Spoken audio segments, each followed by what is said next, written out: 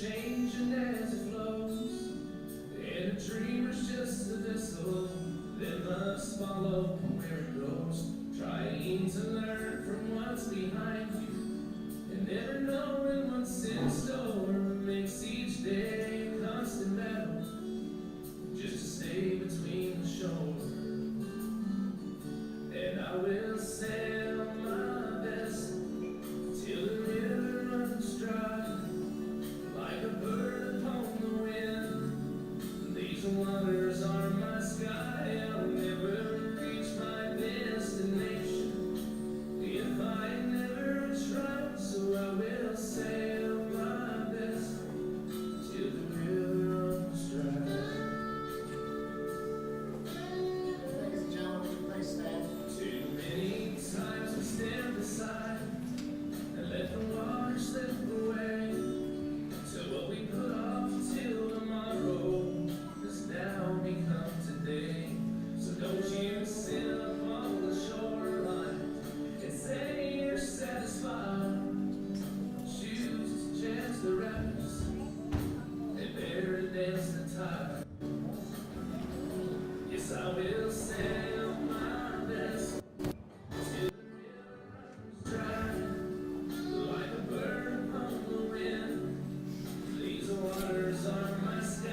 I'll never reach my destination if I never try. So I will sail my best till the river runs dry.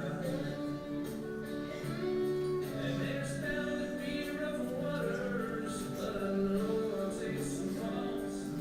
But with the good Lord as my captain, I can make it through them all. Yes, I will sail my best. Please be seated.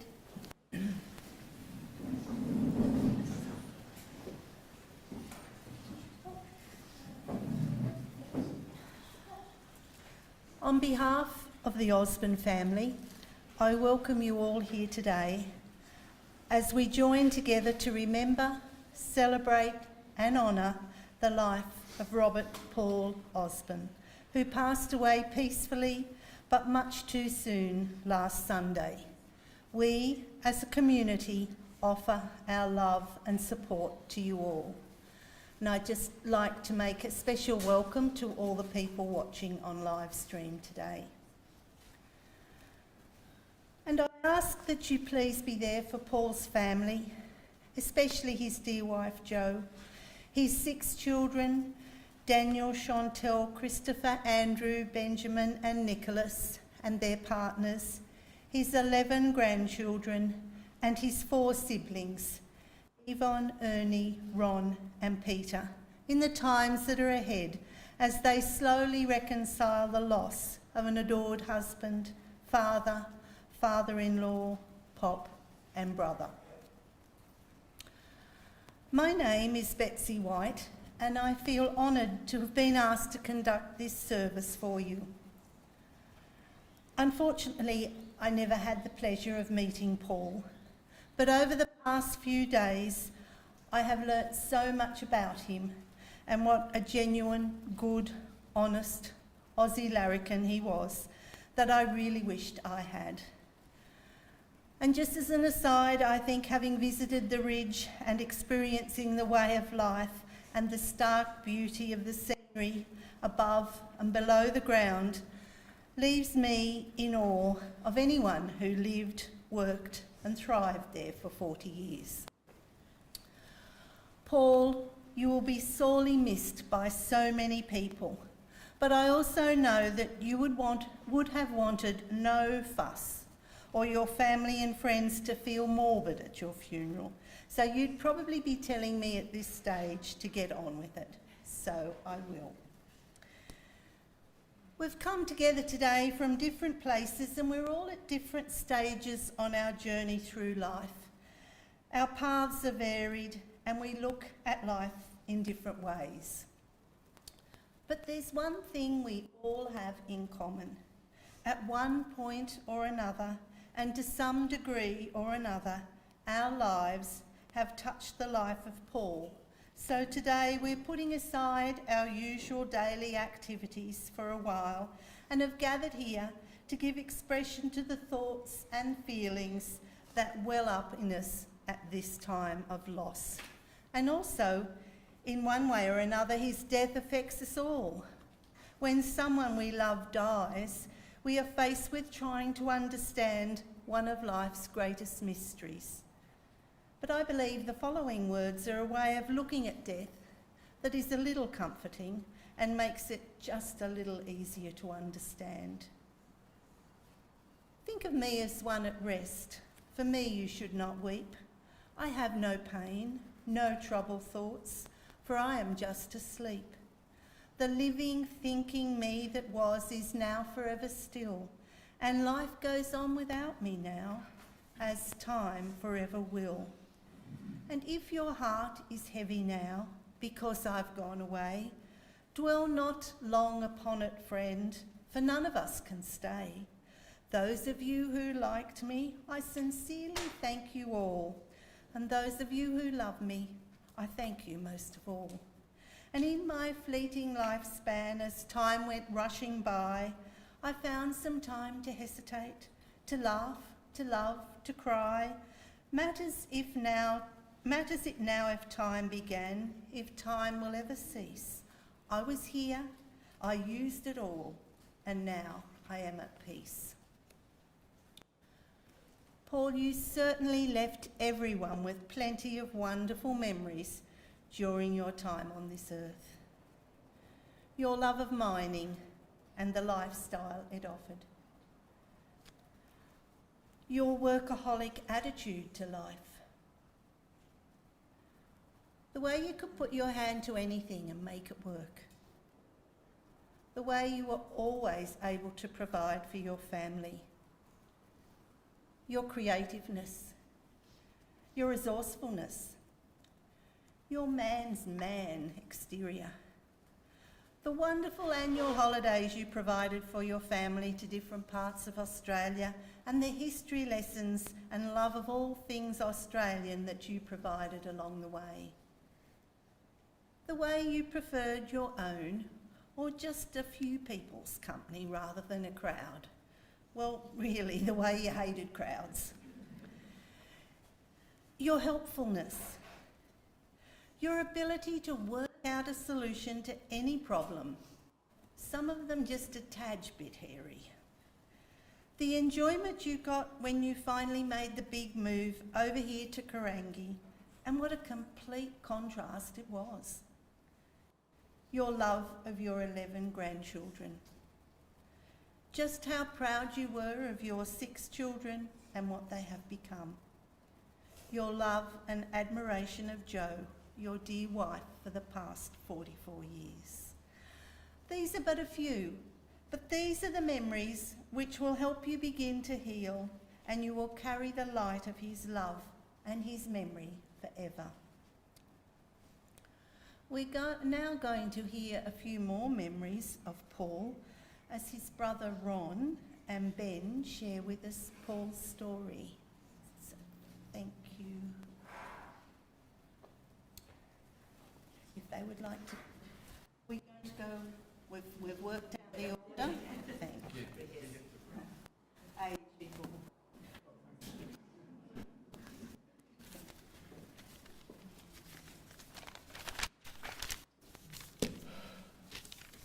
Well, this is an honour.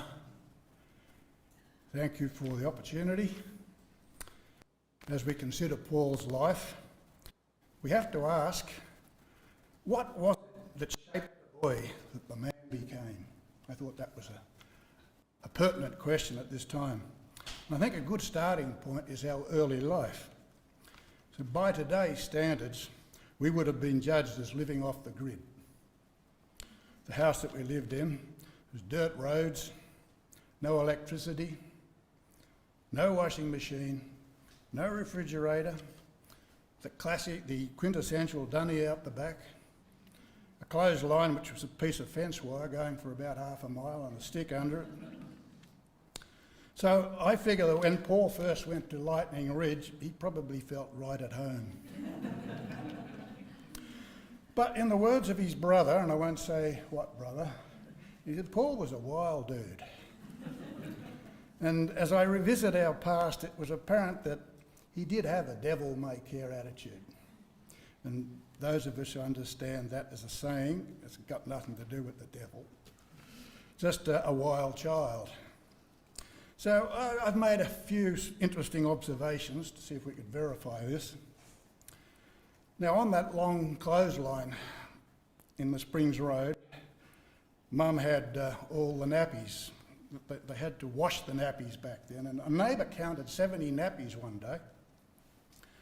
And the reason seemed to be is that Paul had a fixation on baptising nappies. As soon as they were on, they were wet. So I don't know how true that is, but someone in the family told me that. And following the wild child scenario, in the dunny out the back, which is a great big platform and, you know, whatever else you have, when Paul was asked to go there, he wouldn't just sit, he was dancing on the seat, with the inevitable result of one leg finding a lack of support. Well, he wasn't let in the house for a long time after that. One of his jobs was chopping wood, the kindling as we called it, because everything was done with a wood stove.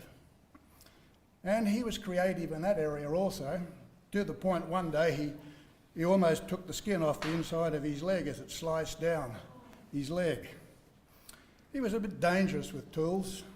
I remember the three of us were playing outside in the dirt when we were very young, and they asked Peter to move. Peter said no.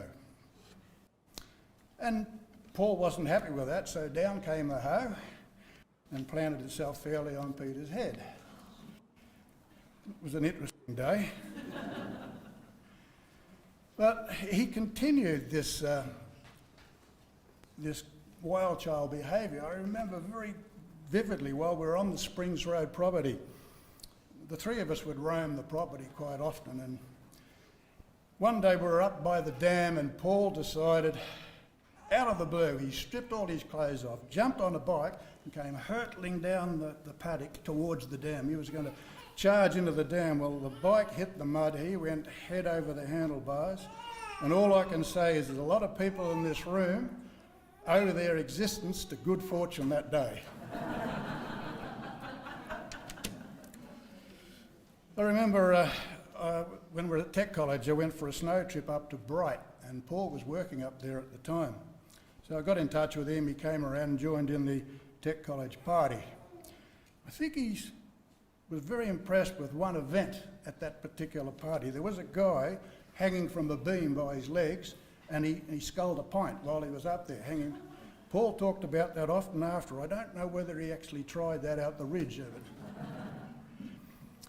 And then as he got a bit older, there was the incident of the Vanguard Space Master.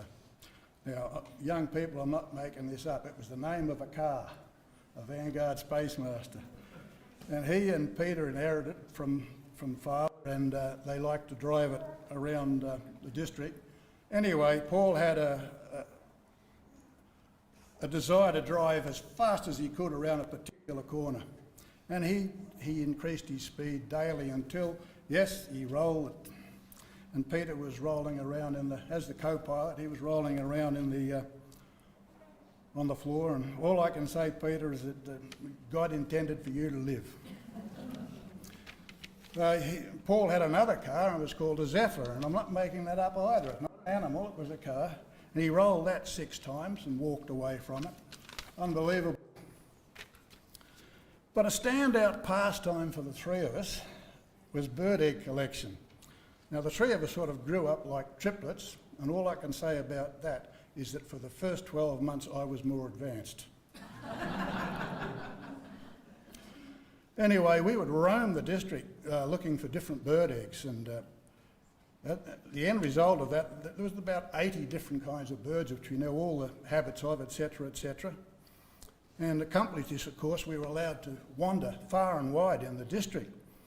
And today's helicopter parents, they would just not understand that today. We would go for hours into the bush, no food, no water, and just wander. And I don't think anyone could have enjoyed a childhood more than that in some respects, just exploring. But when we found a nest that was in a precarious position, Paul and I seemed to be on the same wavelength, just instantly, because we saw the solution. Obviously, the smallest must climb the tree. And 2 against 1, it had to be Peter. That's why I always say God intended Peter to live. And looking back, I think that was the case. There's just a few things that come to mind. After 70 years, it's hard to remember everything. But when we consider a person's life with all its trials, its ups and downs, the experience of family and friends, I think it's impossible to believe that it's over at their passing. And for those who know differently, they can be assured that as Paul travels across the sea of time, we will meet again.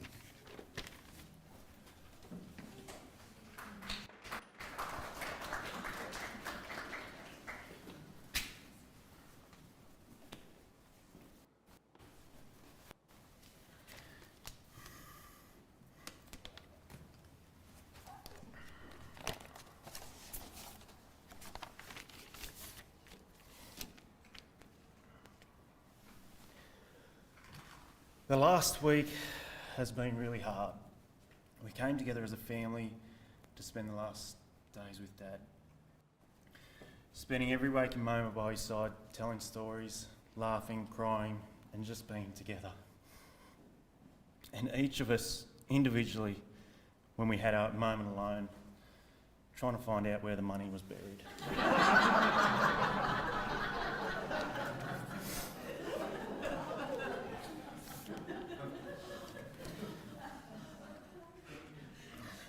Us children have put a few words together, and I'd like to share that with you now. What Dad taught us. A few days ago, travelling home from Bunnings, unable to find the gate hinge that we'd been sent in town for, we sat in the car discussing the best way to fix it. Zip ties, number 8 wire, threaded rod bent into a U. Eventually the job got done. It was one of those great skills Dad left us with. The ability to think outside the box and to create solutions for every problem. He also taught us what it meant to be part of a family.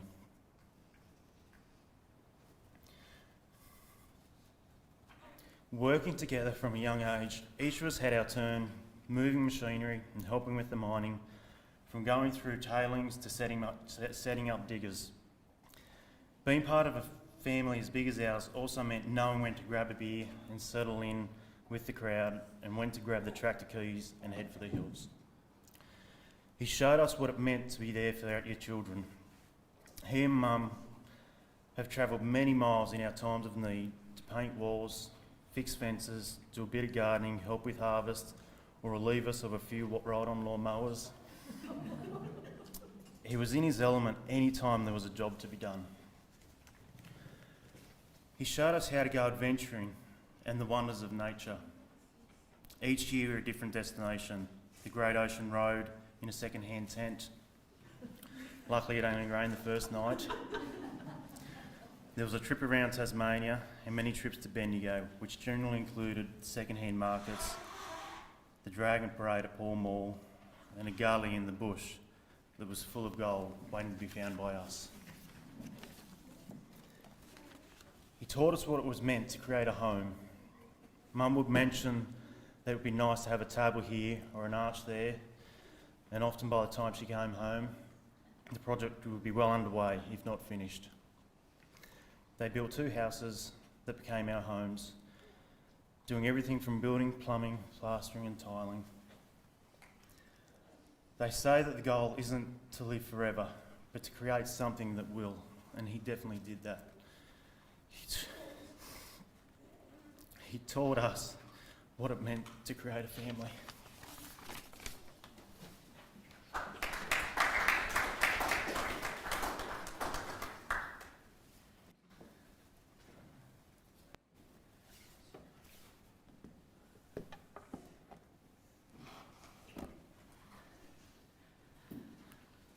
Thank you, Ron and Ben for your wonderful words. And did anyone find it? Has anyone? Is your mum still?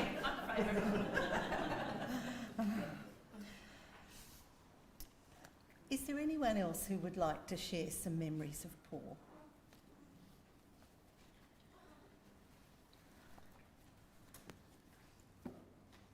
Sadly, Paul has gone, and it's only natural that we should be sad because, in a practical sense, he's no longer part of our lives. And the comfort of having a husband, a father, a grandfather, a brother, and a friend may indeed be lost. But the comfort of having had that friend is never lost. To match the grief of losing him, we have the joy of knowing him.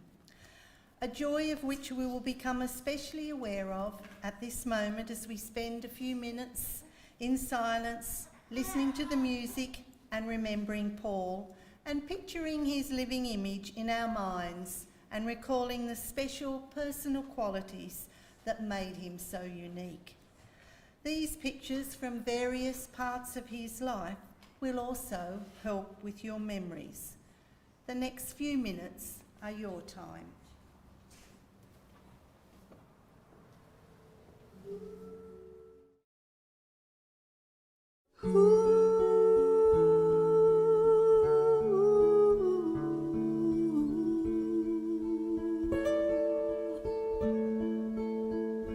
You remember me when the west wind moves among the fields of barley. You can tell the sun in his jealous sky when we walked in fields of gold. So she took her love for to gaze a while among the fields of barley. In his arms she fell as her hair came down among the fields of gold.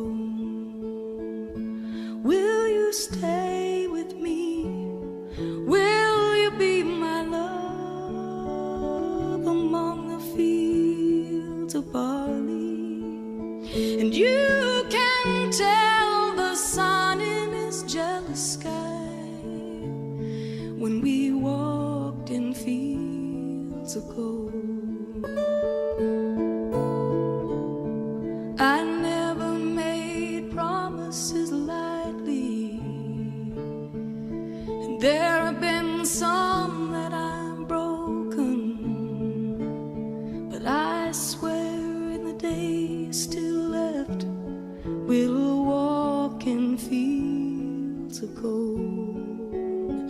We'll walk in fields of gold.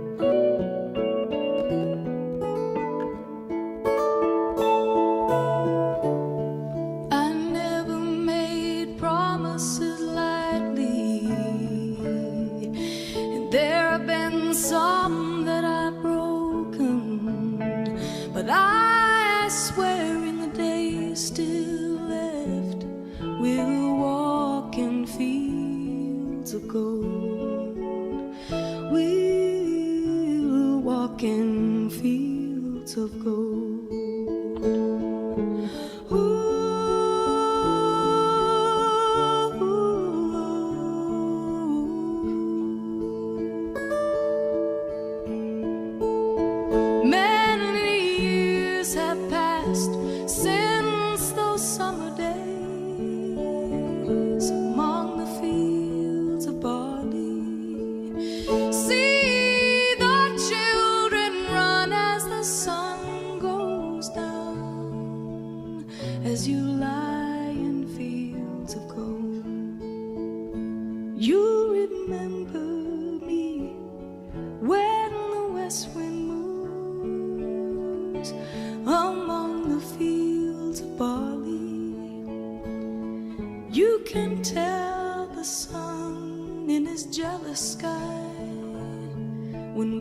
walked in fields of gold, when we walked in fields of gold, when we walked in fields of gold.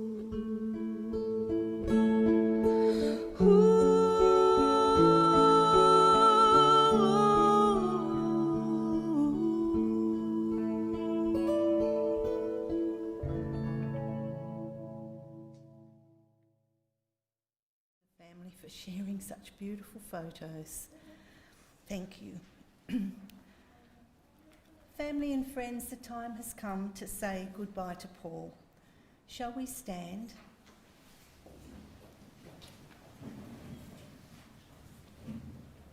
Would those of you who wish please join with us in the saying of the Lord's Prayer together. Our Father, who art in heaven, hallowed be thy name. Thy kingdom come, thy will be done on earth as it is in heaven. Give us this day our daily bread. Forgive us our trespasses, as we forgive those who trespass against us.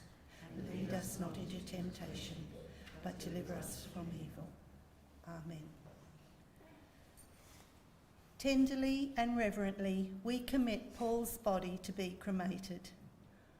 One thing is for sure, he wouldn't want you to remember him in sadness, but rather in love, with a smile and thinking of all the happy, love-filled, sunny moments in his life. Paul, you have shared many things with us. You have inspired and delighted us. You have excited and amused us. You have helped and taught us. You have loved and cared for us. We honour your journey through life. We remember with gratitude your love for your wife, your family, your friends, and the community. We remember your caring nature, your sense of humour, your generous heart, your vibrancy, your honesty, your hard work ethic, your creativeness and your love of mining, the respect you showed to everyone you met. We are deeply grateful that you have been part of our lives. So long as we live, you too will live, because your life will continue to send ripples far and wide. Paul Robert Osborne. Paul, we cherish the memories of your words, your deeds, and your character. We cherish your friendship, and most of all, we cherish your love. Please be seated.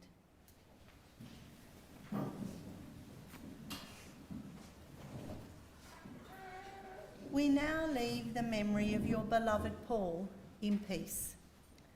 And as we prepare to leave, I hope that, like me, you will leave with a feeling of having shared in something special for a very much loved man.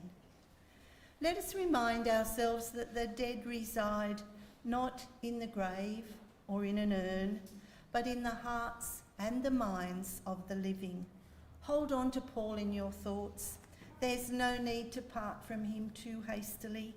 Talk about him often.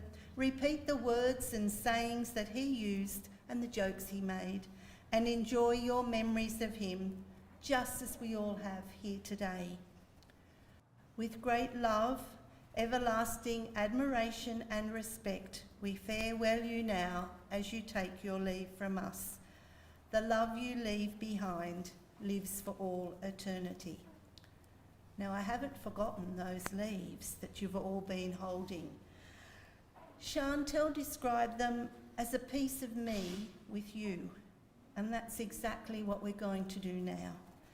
As the closing song is being played, and when they feel ready, Paul's family are going to place their memory leaves on his casket and then leave the chapel.